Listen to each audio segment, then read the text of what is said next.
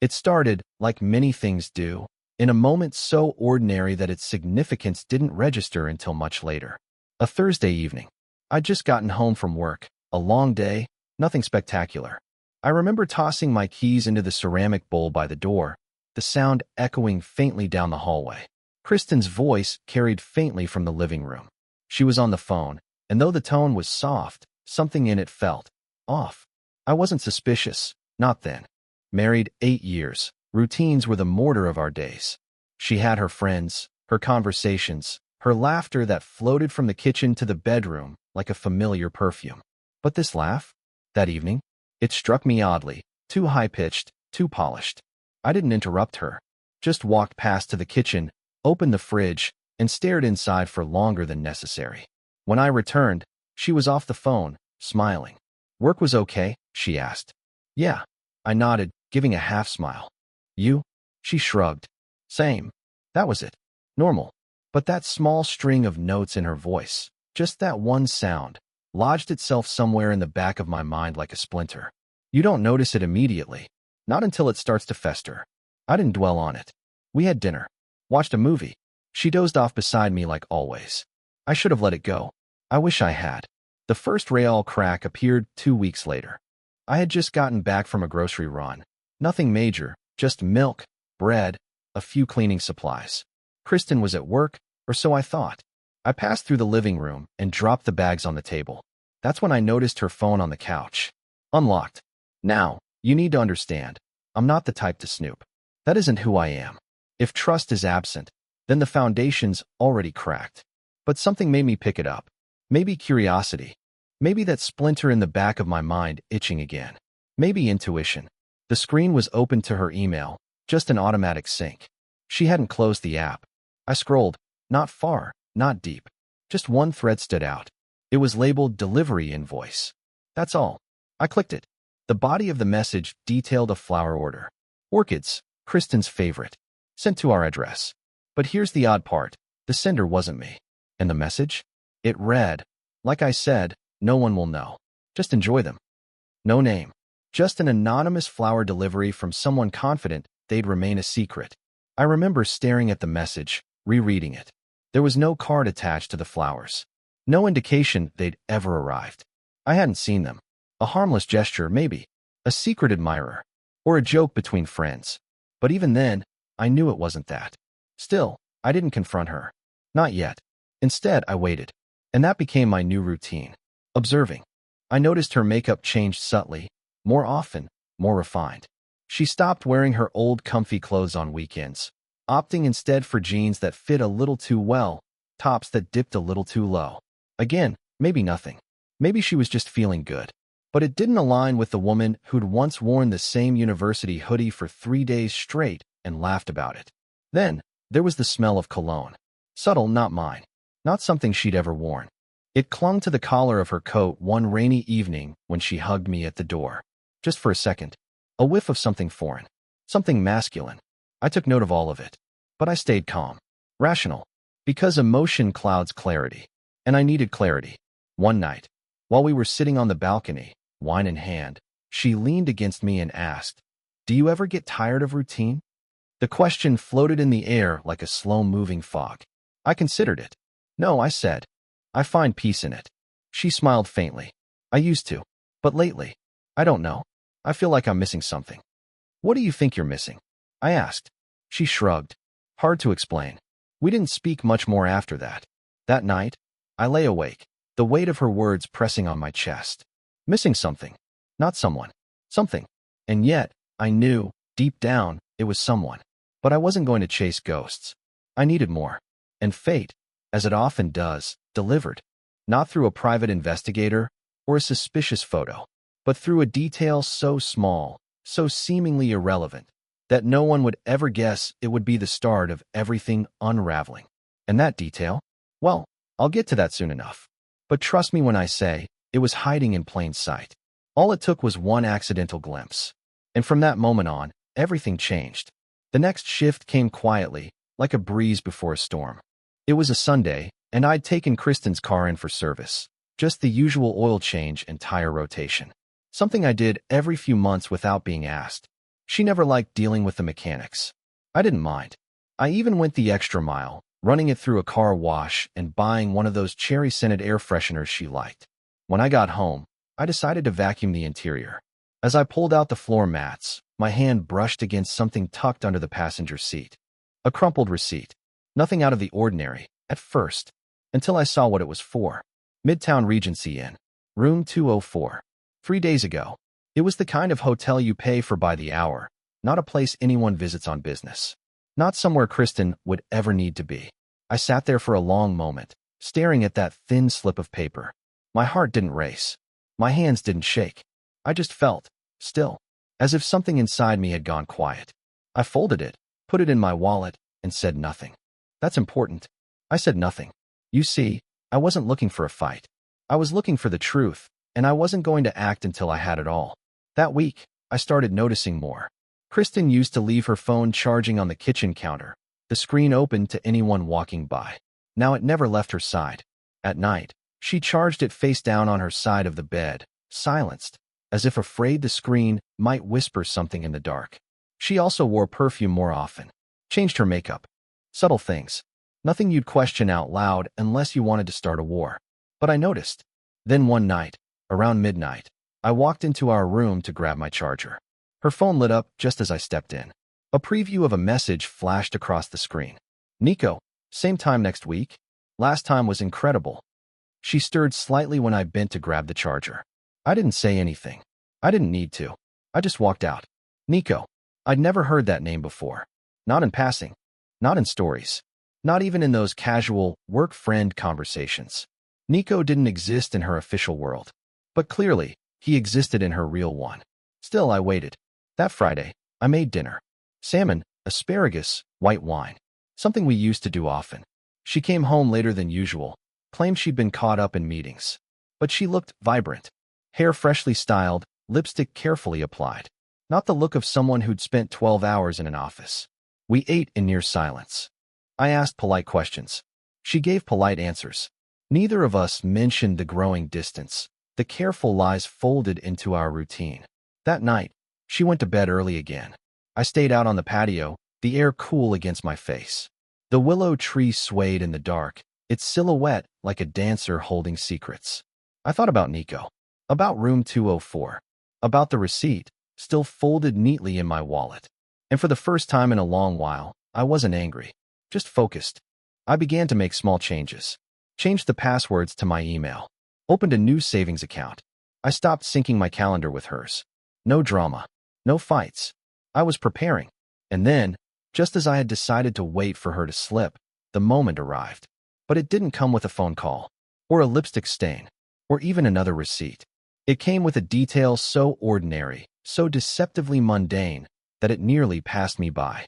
And it changed everything. It happened on a Wednesday.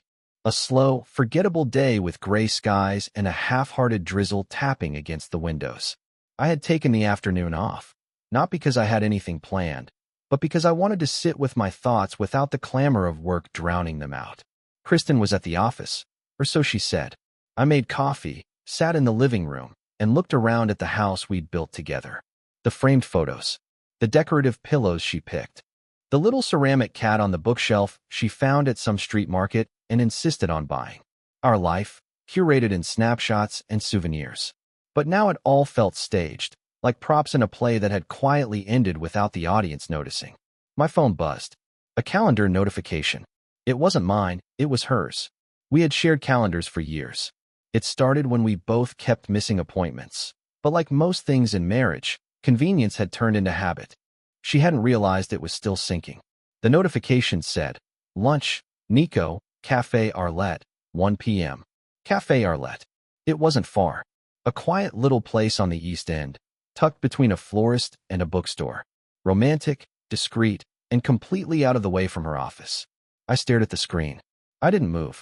Didn't text her. Didn't call. I just showed up. Not to cause a scene. Not to spy. Just to know. I parked across the street at 12:55 and sat in my car. The rain had slowed, droplets still streaking down the windshield. At exactly 1:02, I saw her. Kristen, in a gray coat, hair pinned up, holding her purse close. She walked quickly, checking her phone. A man stepped out from the alley beside the cafe, smiling. Tall, athletic, dark hair, confident in the way people are when they believe no one is watching. They didn't kiss, but their hands brushed. They leaned into each other as they walked through the door. I didn't follow them in. I didn't need to. I sat there for 20 minutes, then drove home. There was nothing more to be gained by watching them eat. That night, she came home with takeout, claimed she'd been too busy to make dinner. I asked how her day was. She smiled, told me it was uneventful. Meetings, mostly. Did you go out for lunch? I asked. No, she said quickly, too quickly. Just grabbed something from the office kitchen. I nodded, careful not to let the pause stretch too long. Sounds like a busy day. She nodded, too, and walked into the kitchen. It was the first time I truly knew she could lie to my face without flinching. It wasn't anger I felt. It wasn't betrayal. It was clarity. A calm, chilling clarity that settled over me like snow. Every word she'd said over the last few weeks, every shift in tone, every glance at her phone, now had context. Now had weight. I waited until she went to bed, then opened my laptop and copied the synced calendar entries. I saved screenshots of the messages I'd seen, printed the flower invoice, printed the hotel receipt. I wasn't preparing for a confrontation. I was preparing for the end. But something still didn't sit right. Nico. The name. The secrecy. The confidence. There was no paper trail. No contact saved. No sign on our phone bill. Unless she used another number. A different phone? Or maybe an app. And then, just as I was thinking it, the mistake she had made revealed itself to me. I wasn't even looking for it. I opened our shared laptop. Kristen's, mostly. She used it for work occasionally, Netflix mostly. But on the browser? One tab was still open, minimized. A chat app. One I'd never seen before. No notifications. No sounds. But one window, left open by accident. One last thread to pull. And I would. Not tonight. But soon. The chat app was called Ilias. I had never heard of it before. It wasn't something you'd find in the App Store's top downloads or recommended anywhere casual users linger.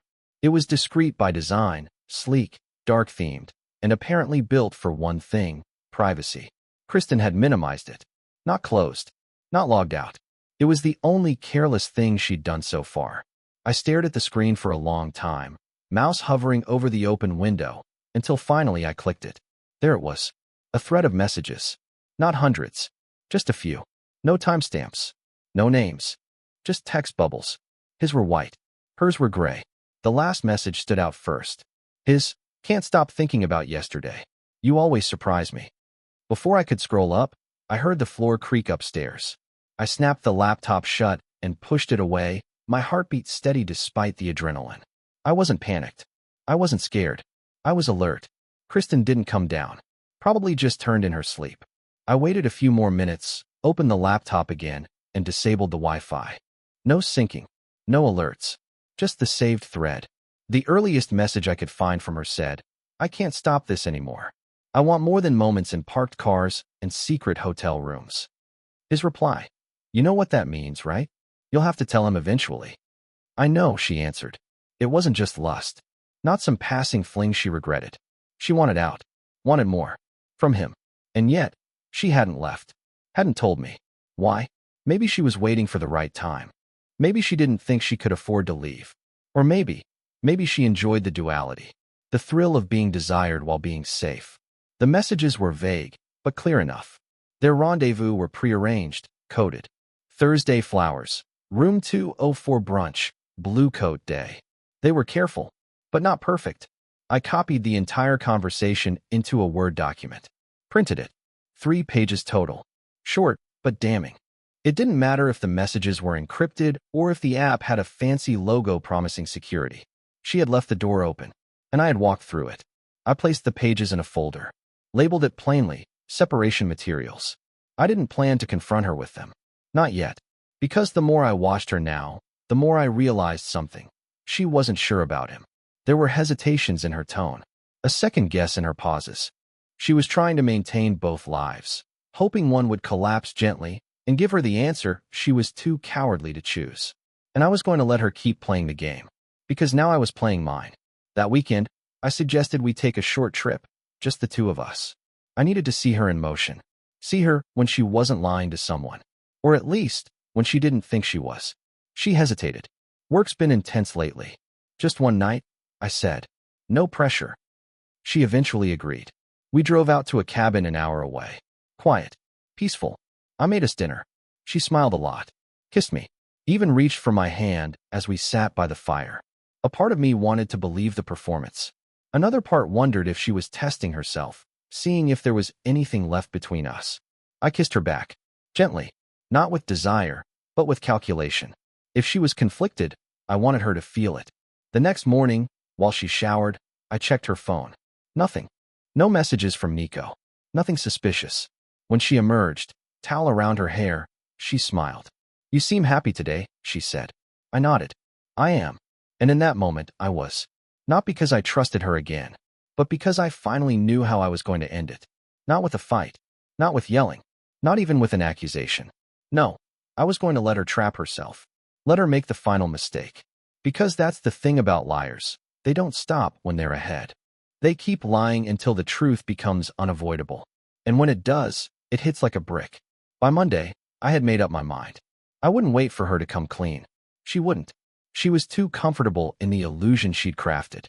Too content with playing both parts, the loving wife and the secret lover. I had seen enough to know that. But still, I needed one final piece. Not for confrontation. For closure. I started with small things. The flower invoice from the earlier email.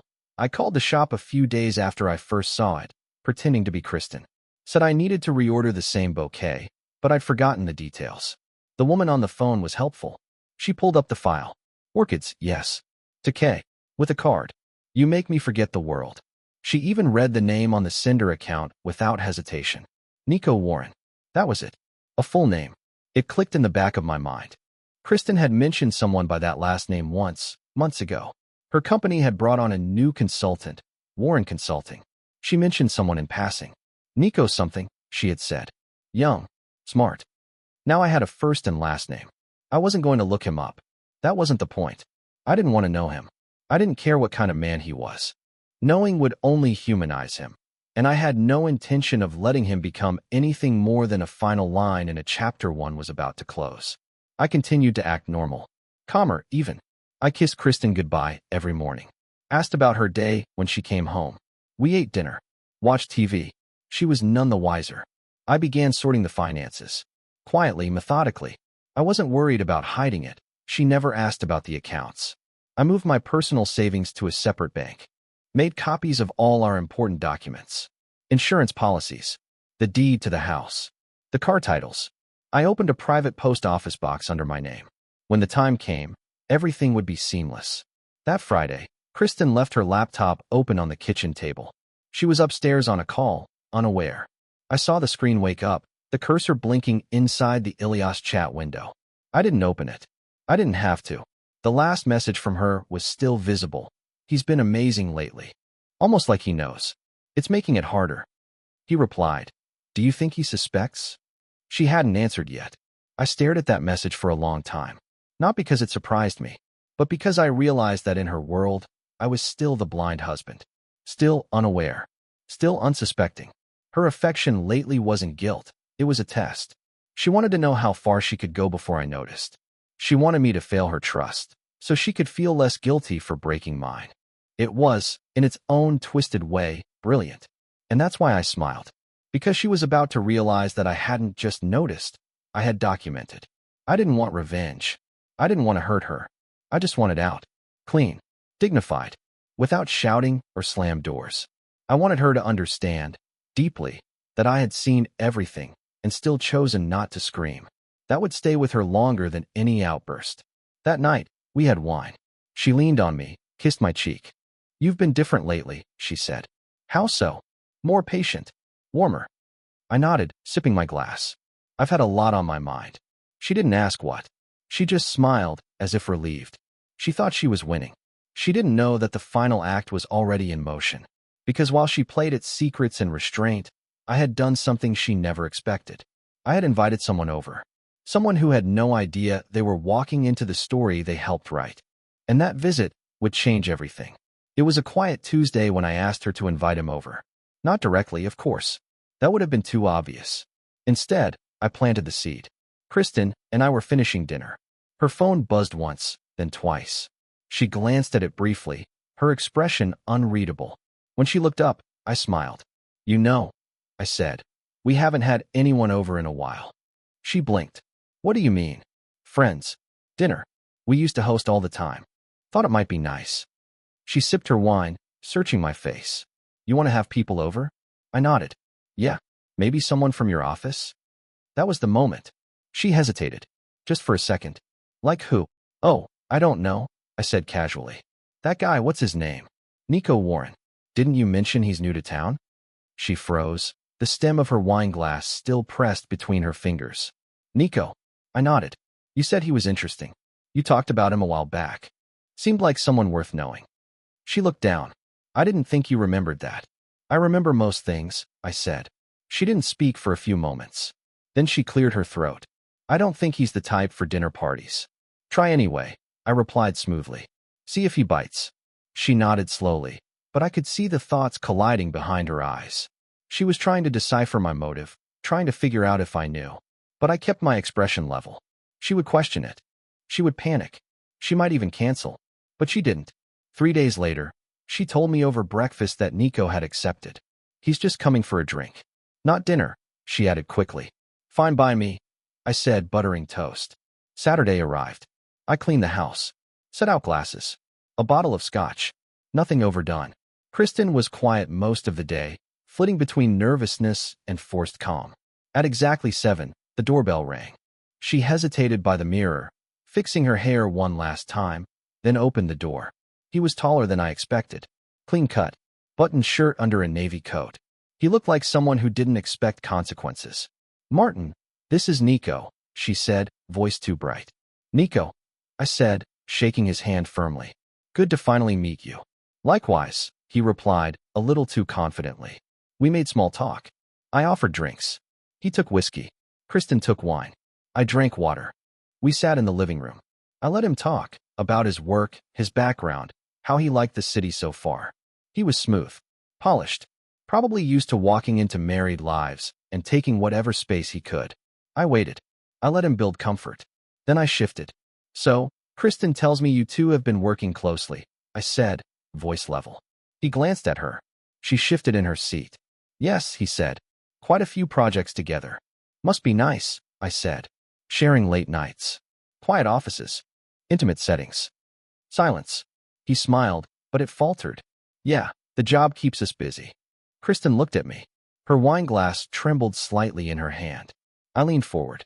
"Tell me something, Nico. What do you think about loyalty?" He blinked. I'm not sure I follow." "Loyalty," I said again, slower this time.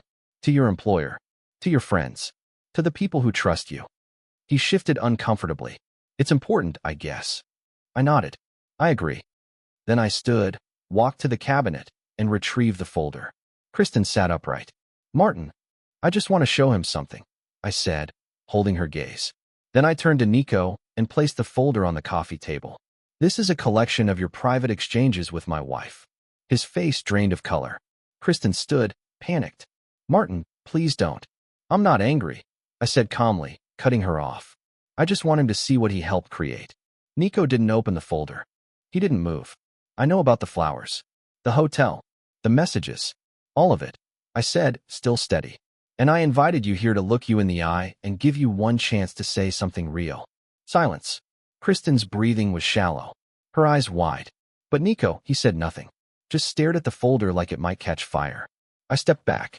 "You're free to leave." And so is she. Neither moved. And in that moment, I realized something vital. They hadn't expected this.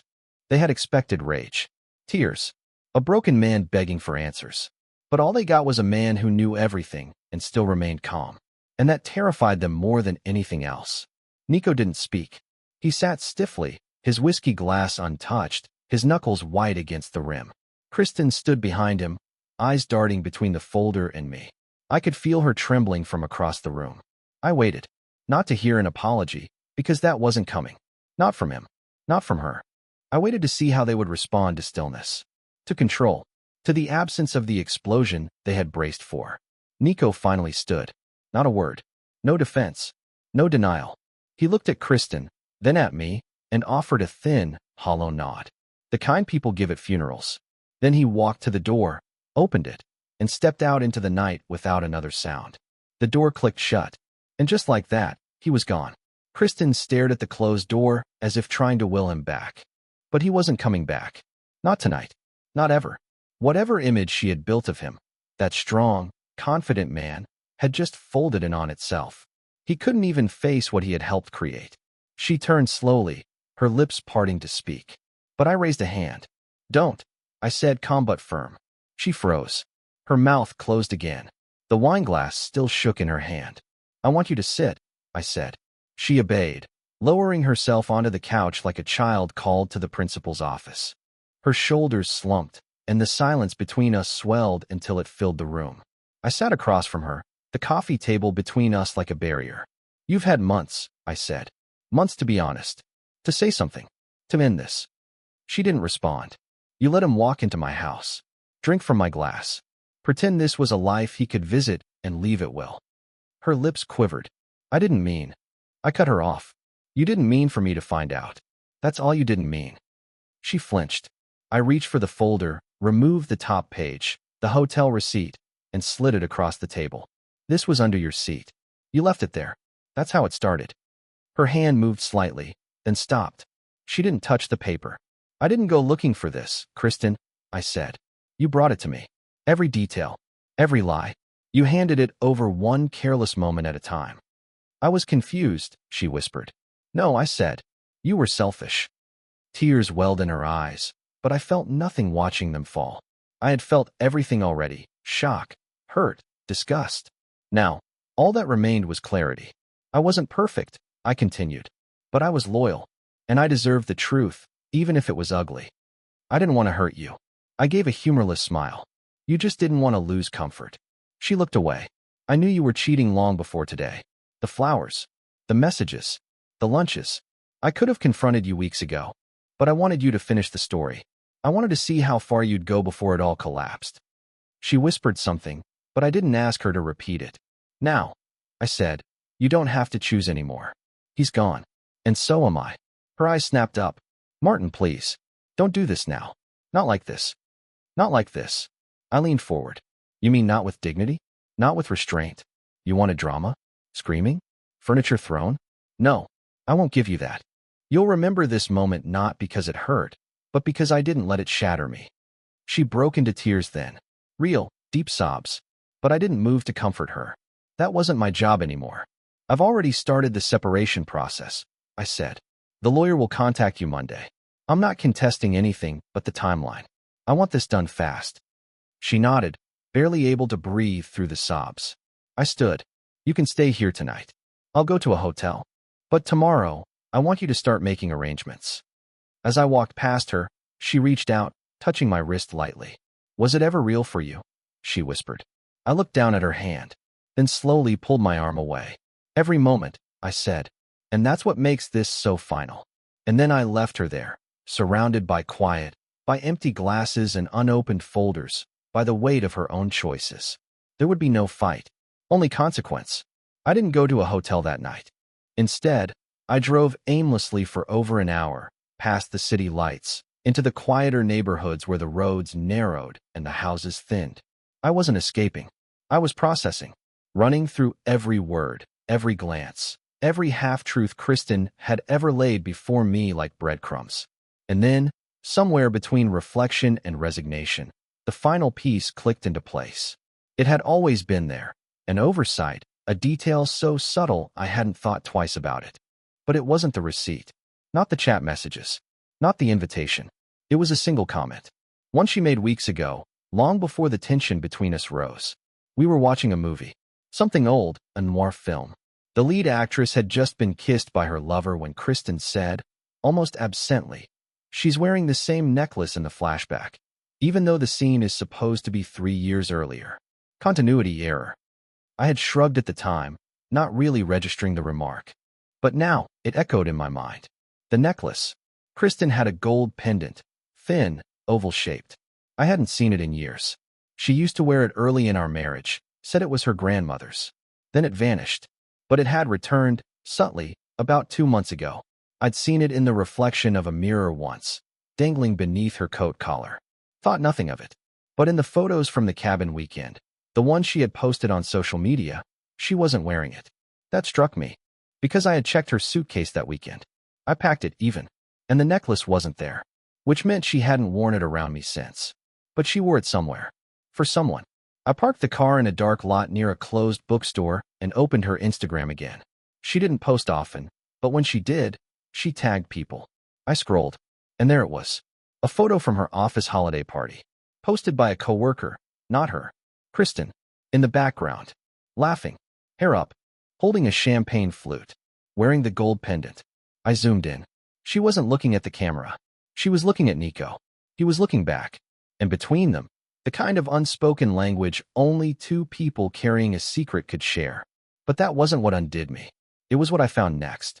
I searched Nico's full name and found his LinkedIn profile. Nothing strange there. Consultant. Out of state. All standard.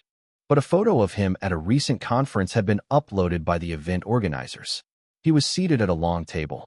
Lanyard on. Badge showing. I zoomed in again. There it was. Kristen's gold pendant. Worn around his neck. Subtle. Hidden under his shirt collar, mostly. But unmistakable. She hadn't just worn it for him. She'd given it to him. I sat back, my breath catching in my throat. Not in sadness, but awe. The audacity. The intimacy of the gesture. He had taken something that once symbolized her family, our early marriage, and claimed it for himself. Not just a lover. A replacement. That's when I knew. This hadn't been a passing affair. She hadn't been confused. This wasn't a mistake. It was deliberate. Calculated. It wasn't just about passion, it was about ownership. Transition. She had already handed over part of herself, permanently, to him. And still came home and smiled at me. Still called me her husband. I pulled out my phone. Took a screenshot of the photo. Then another. And one more. Of the earlier one at the party. I sent them to my lawyer with a message. Include these. Add to file. We're not settling quietly. I sat in the car for a long while after that, letting the finality settle in. No more doubt. No more wondering. The truth was simple now. She had left me long before she was caught. And when she handed that necklace to another man, she made her decision. The only thing left was for me to honor it. In full. When I got home, the house was dark. Kristen didn't come out to meet me. Whether she was asleep or pretending, I didn't care. I moved through the rooms quietly, collected what I needed, clothes, laptop, files. Essentials. I left the house key on the kitchen counter, beside the folder she never touched. No note. No message. Just silence. By morning, I was gone. I had already signed a short lease on a furnished apartment. No photos, no past. Just neutral ground.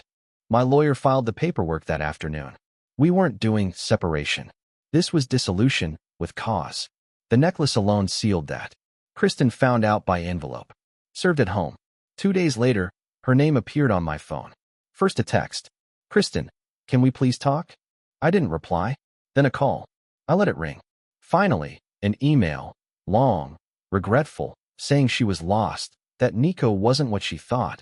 That I had been distant. That she made a mistake. No. She made a series of choices.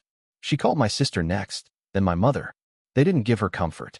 They'd seen the evidence. They'd heard the truth. I took a few days off work. Not to mope, but to reset. I slept in. Walked for hours. Read novels. Ordered takeout for one and didn't feel lonely. There was still sadness, but not the sharp kind. It was quiet, manageable, almost peaceful. Kristen came by once. She knocked. I didn't open the door. Through the peephole, I watched her leave a manila envelope on the floor. Inside were old photos. Us on vacations, birthdays, holidays. At the bottom, a note in her handwriting. Please don't let this be how it ends. But it already had. We met one last time, days later, at a mediation office downtown. Her lawyer pushed for a compromise. Said public trials were messy. That Kristen was hurting. I said nothing. Outside the elevator afterward, she finally looked at me. I was scared, she said softly. So was I replied. I didn't mean to fall for him. But you did. Tears filled her eyes. I didn't stop loving you. I met her gaze. Calm. Clear. Yes, Kristen, I said. You did. The elevator doors opened. And I walked out. Life after Kristen didn't erupt. It unfolded. The absence of her in my days wasn't loud. It was still.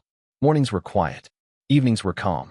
There were no explanations to give, no subtle shifts in tone to interpret, just space, and the slow return of a man who had learned to be patient even as the ground beneath him gave way. The divorce finalized faster than I expected. Her lawyer didn't push. She didn't fight for the house. She didn't ask for anything beyond what was already hers. Maybe it was guilt. Maybe it was acceptance. Either way, I didn't look back. People asked questions, as they do. Some friends tiptoed around the subject. A few tried to guess the details. I didn't offer them. What happened between Kristen and me belonged to a closed chapter, sealed by choice. It wasn't shame that kept me silent. It was certainty. There was nothing left to argue, nothing that needed public airing. She reached out once more, weeks later. A single message. I don't expect forgiveness, but I hope one day you'll understand why I couldn't say goodbye. I didn't answer. She had said goodbye with every lie, every silence, every message to him she thought I'd never read. Forgiveness wasn't the goal. Distance was. I moved cities a month after the papers were signed. Took a position with more travel, more movement. It felt right. I didn't want to rebuild my life in the shadow of what used to be. I wanted to start where no one knew the name Nico Warren. Or Kristen. In the quiet hours, I sometimes thought of the small details. Her laugh, the way she used to tuck her hair behind her ear when reading, how she said, "I'm fine," when she wasn't. But those memories, once warm, now felt like echoes in a house no one lived in anymore. I didn't hate her. That surprised me. What I felt was cleaner than hate. It was understanding. The kind that comes not from justifying the wrong, but from finally recognizing it for what it was. She wasn't the person I thought she was. And I had stayed longer than I should have, trying to hold on to the version of her that only ever existed in my memory. Now, I live simply. I walk more. I trust less. But I still hope. Because betrayal doesn't end love. It only redirects it, back to yourself, where it should have been all along.